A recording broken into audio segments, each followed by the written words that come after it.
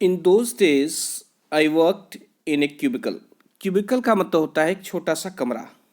Cubicle का मतलब होता है एक छोटा सा कमरा। तो कह रहा है कि इन दोज डेज उन दिनों आई वर्कड इन ए क्यूबिकल में एक छोटे से कमरे में काम करता था।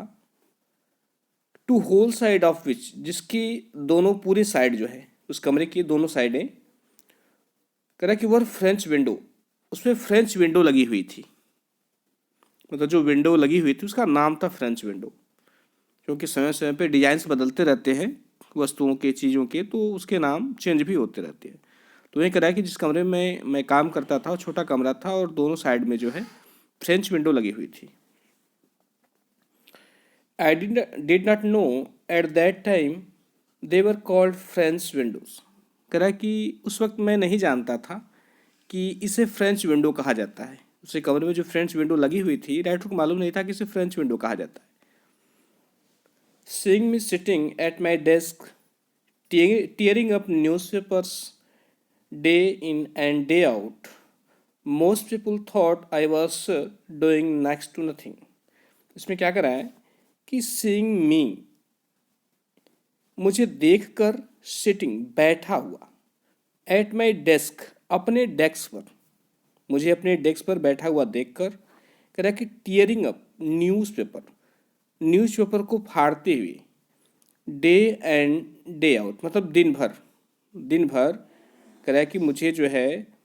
दिन भर मैं डेस्क पर न्यूज़ पेपर को फाड़ते हुए देख कर जो है मोस्ट पीपल थॉट, अधिकांश लोग सोचते थे कि I was doing next to nothing, कि मैं कुछ भी नहीं कर रहा हूँ। अधिकांश लोग सोचते हैं कि मैं कुछ नहीं कर रहा हूँ, ये मेरा कोई काम काम नहीं है। फिर कह रहा है कि इट इज़ लाइकली, संभव है कि the boss thought likewise too, कि बॉस भी ऐसा सोचते थे। और लोग तो सोचते ही थे कि मैं जो है अपने टेबल पर बैठा हुआ दिन भर केवल जो है ये न्यूज़पेपर की कटिंग्स फाड़ता हूँ। तो कह रहा है कि तो लोग सोचते थे कि इसको कोई काम नहीं है। और राइटर यहाँ पे कह रहा है कि बॉस भी शायद ऐसा ही सोचता था। So anyone who felt I should be given some occupation would barge into my cubicle. तो इसमें कह रहा है कि सो इस प्रकार, एनीवन कोई भी व्यक्ति, हु फेल्ट जिसको लगता था कि I should be given some occupation, कि मुझे कोई काम दिया जाना चाहिए, would barge into my cubicle, तो वो क्या करता था कि मेरी छोटे कमरे में चला आता था and deliver N extended lecture, और जो है एक बड़ा सा एक एक्सटेंडेड लेक्चर दे के चला जाता था, एक बड़ा लेक्चर दे के चला जाता था। यहाँ पर देखिए बार्ज इंटू लिखा है ना, ये बार्ज इंटू लिखा हुआ है। इसका क्या मतलब है? इसका मतलब है कि कमिंग इन एग्रेसिवली एंड क्लम्सली। इसका मतलब होता है कमिंग इन एग्रेसिवली एंड क्लम्सली, मतलब रोब और भद्देपन के साथ चले आना, या ऐसा आप ऐसे समझिए ना कि अंदर चला आता था, अंदर चले आना। और एक्सटेंडेड का मतलब होता है लॉन्ग, यहाँ पर है एक्सटेंडेड का मतलब होता है लॉन्ग। तो एक बार मैं फिर से ज़रा इसको बता दूँ सेंटेंस को। इसमें क्या कर रहा है कि सो एनीवन, इस प्रकार कोई भी व्यक्ति हु फेल्ट, जिसे लगता था कि I should be given some occupation, कि मुझे कुछ काम दिया जाना चाहिए, कह रहा है would barge into my cubicle, तो वह मेरे एक छोटे से कमरे में चलाता था and deliver N extended lecture, और एक लंबा सा लेक्चर देके चला जाता था। फिर कह रहा है कि the boy in the makeup department had decided I should be enlightened on how great literary talent was being allowed to go west in a department fit only for barbers and perverts। तो इसमें कह रहा है कि the boy in the makeup department, makeup department का वह लड़का, इसके पहले जो है जो उसके बारे में बताया गया है, क्योंकि वो ऑफिस बॉय था, लेकिन बॉय नहीं था वो, कि उसकी एज 40 वर्ष की थी। ठीक है, तो इसमें करा है कि the boy in the makeup department का वो लड़का है डिसाइडेड, वो निश्चय कर चुका था कि आई शुड बी एनलाइटेंड, कि मुझे जानकारी दी जाए on how great literary talent, कि किस प्रकार एक महान जो है लिटरेरी साहित्यिक टैलेंट, साहित्यिक प्रतिभा was being allowed to go waste, वह वेस्ट हो रही है इन ए डिपार्टमेंट, ऐसे विभाग में फिट ओनली फॉर बार्बर्स, जो कि केवल नाइयों के लिए, एंड परवर्स और कुमार्गी व्यक्तियों के लिए वह उचित है। सर कहने का मतलब ये है कि जो मेकअप डिपार्टमेंट का जो लड़का था वो ये निश्चय कर चुका था कि वह मुझे इस बात से अवगत कराया कि किस प्रकार उसके जैसा जो है एक साहित्यिक प्रतिभा वाला व्यक्ति अपना समय जो है एक ऐसे डिपार्टमेंट में खराब कर रहा है जो जो डिपार्टमेंट केवल नाइयों के लिए और कुमार्गी व्यक्तियों के लिए सही है। या परवर्ट्स का मतलब विकृत विकृत पुरुष भी होता है, इसको खोजोगे ना, कुमार्गी व्यक्ति या विकृत पुरुष। ठीक है, नेक्स्ट है, कह रहा है कि soon I was praying for crowd shooting all the time. कह रहा है जल्द ही मैं जो है क्राउड शूटिंग के लिए प्रार्थना करने लगा, मतलब कि भीड़ वाली शूटिंग स्टार्ट हो जाए। Nothing short of it could save me from his epics, epics में होता है महाकाव्य। ठीक है, एपिक्स होता है महाकाव्य।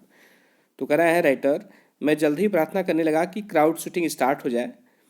क्यों? क्योंकि कह रहा है कि नथिंग शॉर्ट ऑफ इट, कह रहा है क्योंकि इससे कम कोई भी कम चीज़ जो है could save me from his epics, उसके महाकाव्य से नहीं बचा सकती थी। इसका कहने का मतलब है क्योंकि या ऐसे कह सकते हो कि या यही एक तरीका था जिससे मैं उसके महाकाव्य से बच सकता था। देखिए इसमें कहना क्या चाह रहा है कि जो वह ऑफिस बॉय था, चूँकि वो 40 वर्ष का था, फिर भी उसे वह जो है राइटर को अपनी कविताएं सुनाया करता था, और वो दर्शाने का ये प्रयास करता था कि नहीं उसके अंदर जो है लिटरेचर की बहुत बड़ा टैलेंट उसके अंदर है, और और उसे जो है इस बात का एहसास होना चाहिए कि नहीं वो अपना समय जो है ऐसे डिपार्टमेंट में गंवा रहा है जहाँ जो कि उसके लिए उचित नहीं है, और यह डिपार्टमेंट या जो मेकअप डिपार्टमेंट है केवल नाइयों के लिए और विकृत या कुमार्गी व्यक्तियों के लिए उचित है। लेकिन राइटर जो है उसके उस काव्य से महाकाव्य से उब गया था, मतलब उसे उसकी कविताएं पसंद नहीं आ रही थी, तो वह सोचता था कि नहीं किसी तरह जो है क्राउड शूटिंग स्टार्ट हो जाए और ये अपने काम में बिजी हो जाए, क्योंकि क्राउड शूटिंग में उसका क्या काम था, वो लोगों के चेहरों पर पेंट पोतता था। देखिए नेक्स्ट करा है कि in all instances of frustration, frustration का मतलब होता है हताशा, हताशा या निराशा। ठीक है, कह रहा है कि निराशा की हर परिस्थिति में, यहाँ इस चूंकि इंस्टेंस का मतलब उदाहरण होता है, यहाँ पर परिस्थिति कह सकते हैं, परिस्थिति स्थिति कह सकते हैं, ऐसे भी कह सकते हैं, उदाहरण भी कह सकते हैं कि in all instances of frustration, कह रहा है कि हताशा के सभी उदाहरणों में, जितने भी आपको हताश व्यक्तियों के उदाहरण मिलेंगे उसमें कह रहा है उस सभी में, you will always find the anger, आप जो है क्रोध को हमेशा पाएंगे डायरेक्टेड टुवार्ड्स सिंगल पर्सन, एक सिंगल व्यक्ति की तरफ इशारा करते हुए। इसमें कराया कि हताशा के सारे उदाहरणों में आप पाएंगे कि क्रोध जो है प्रकट अथवा गुप्त रूप से एक ही व्यक्ति के प्रति केंद्रित होता है। ठीक है, क्या करा है, ओपनली खुल करके, ठीक है, ओपनली प्रकट, और कवर्टली या गुप्त रूप से। मैं फिर से बता दूं, कह रहा है कि इन ऑल इंस्टेंसेस, इनसे मतलब उदाहरण और फ्रस्ट्रेशन में हताशा, कह रहा है कि हताशा के सारे उदाहरणों में यू विल ऑलवेज फाइंड, आप हमेशा ये पाएंगे कि द एंगर, जो क्रोध है, directed towards a single person, एक ही व्यक्ति की तरफ इशारा कर रहा है या एक ही व्यक्ति के प्रति केंद्रित है, ओपनली और कावर्टली, चाहे खुलकर या चाहे गुप्त रूप से। And this man of the makeup department was convinced that all his woes, ignominy and neglect were due to quote मंगलम सुब्बू। इसमें क्या करा है, and this man of the makeup department, और मेकअप डिपार्टमेंट के का यह व्यक्ति वॉज कन्विंस, जिसको विश्वास था, दैट की ऑल हिज ओस, कि उसके सारे दुख, एग्नोमिनी, एग्नोमिनी का मतलब क्या होता है, इसका मतलब होता है अपमान, ह्यूमिलिएशन, इसका मतलब होता है अपमान या ह्यूमिलिएशन। तो वह मानता था कि उसके सारे दुख, अपमान एंड नेग्लेक्ट और तिरस्कार वह ड्यू टू कोटमंगलम सुब्बू, कह रहा है कि उसके जो दुख थे, उसके जो अपमान थे, उसका जो तिरस्कार था, वह कोटमंगलम सुब्बू के कारण था। वो जो ऑफिस बॉय का लड़का था वो ये मानता था। फिर नेक्स्ट है इसमें कह रहा है कि Subbu was the number second at Gemini Studios. Subbu जो था उस जेमिनी स्टूडियो में दूसरे नंबर का था, उसका नंबर दूसरा था।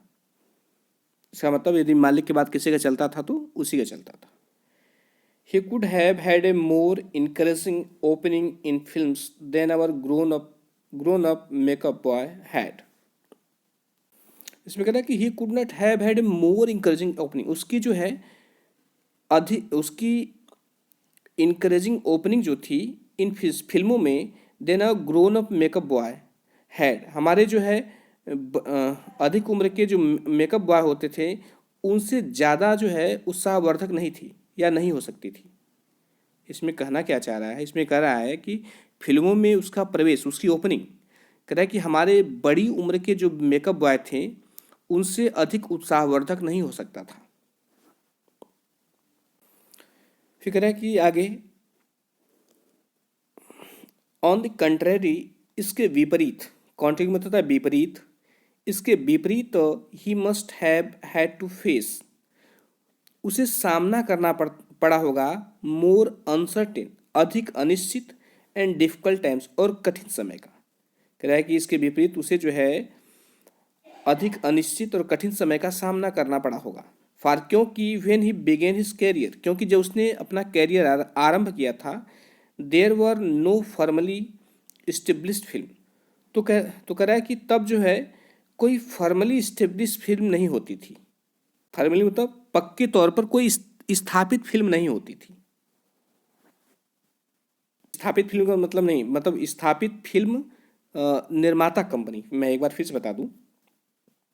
पहले ऐसे बता दूं कि इसमें कहना क्या चाह रहा है। इसमें कहना चाह रहा है कि इसके विपरीत उसे अवश्य अवश्य ही जो है अधिक अनिश्चित और कठोर समय का सामना करना पड़ा होगा, क्योंकि जब उसने अपने करियर का प्रारंभ किया था तब पक्के तौर पर स्थापित कोई फिल्म निर्माता कंपनियां या स्टूडियो न थे। एक बार मैं फिर से इसको वर्ड टू वर्ड बता रहा हूँ। देखिए इसमें क्या करा है, कह रहा है कि फॉर क्योंकि when he began his career, जो उसने अपना कैरियर आरंभ किया होगा, there were no formally established film producing company, तो कह रहा है कि तब जो है एक फॉर्मली मतलब दृढ़तापूर्वक या पक्के तौर पर एक स्थापित फिल्म निर्माता कंपनी नहीं रही होगी या स्टूडियो नहीं रहा होगा। फिर कह रहा है कि even in the matter of education, कह रहा है कि एजुकेशन के मामले में, स्पेशली फॉर्मल एजुकेशन, और विशेष रूप से औपचारिक शिक्षा के मामले में, Subbu could not have had an appreciable lead over our boy. कह रहा है कि सुब्बू के पास जो है हमारे जो बॉय, हमारे जो लड़के थे, जो मेकअप डिपार्टमेंट लड़के थे, कह रहा है कि उनसे ज़्यादा आगे नहीं था, अप्रिशिएबल लीड नहीं था, उनको लीड नहीं करा था, मतलब उनसे ज़्यादा आगे नहीं था फॉर्मल शिक्षा के बारे में भी।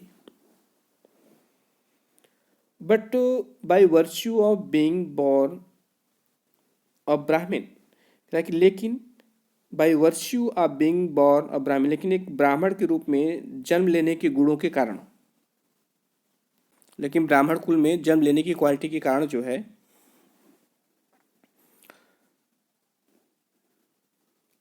करें कि एक वर्च्यू, एक ऐसा गुण, इंडिड, जो वास्तव में, इसमें क्या करें फिर से बता दूं, करें but by virtue of being from a Brahmin, being born ब्राह्मण, एक ब्राह्मण कुल में जन्म लेने के कारण, और वर्च्यू जो वास्तव में एक गुण था, एक ब्राह्मण कुल में जन्म लेने का जो वास्तव में एक गुण था, he must have had exposure to more affluent situations, कह रहा है कि he must have had exposure, उसने देखा होगा, टू मोर एफ्लुएंट सिचुएशन, अधिक समृद्ध परिस्थितियां, एंड पीपुल, और लोगों को। क्या करा है इसमें ये करा है कि परंतु ब्राह्मण परिवार में जन्म लेने के कारण जो कि वास्तव में गुण था, उसने अधिक समृद्धिपूर्ण हालात तथा लोग देखे होंगे।